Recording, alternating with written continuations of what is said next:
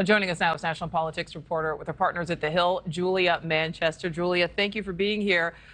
Pretty unconventional and comparatively low-key start for Donald Trump, his first campaign appearance now more than 2 months after he announced he was running. Any insight into why?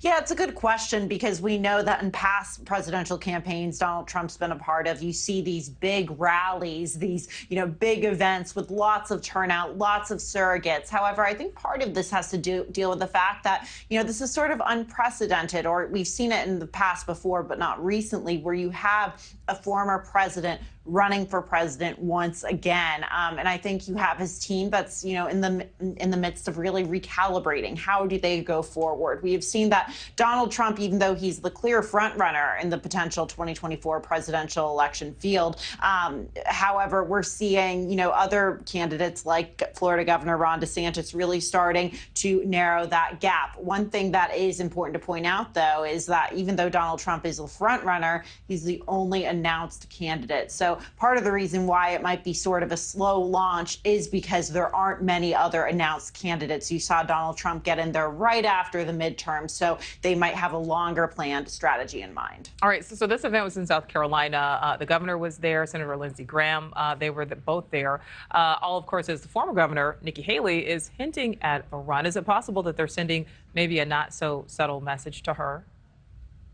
It's interesting, Nichole. I was talking to South Carolina Republicans last week, and most of them essentially said it's not necessarily a subtle message to Nikki Haley, but rather Donald Trump is really trying to galvanize support in South Carolina. It's a critical early primary state. We know that, for example, in 2016, Donald Trump didn't do as well in Iowa, for example. So he wants to go to two states, New Hampshire and South Carolina, where he's done well in terms of primaries in the past, and really try to start to galvanize that support. However, it's worth pointing out that it's not only Nikki Haley in South Carolina that's potentially considering a 2024 bid. There's also been rumblings around Senator Tim Scott, another Republican from South Carolina, as to whether he'll launch a bid. However, it is fascinating to see Trump visit a state where you have two major figures who really represent a part of the future of the GOP, where they really have their territory marked.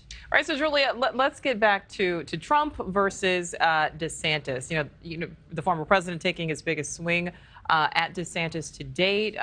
Focusing on his response to the pandemic. At this point, is that surprising?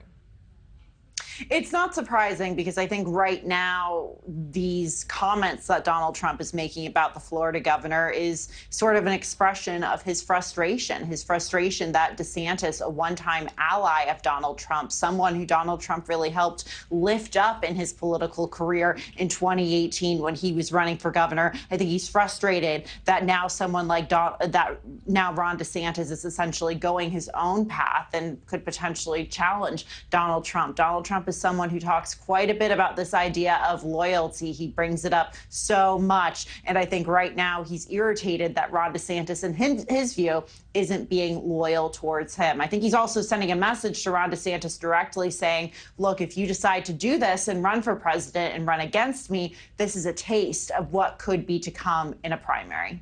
Julie, just really quickly, I mean, that disloyalty thing, is it more to DeSantis or more to voters, do you think?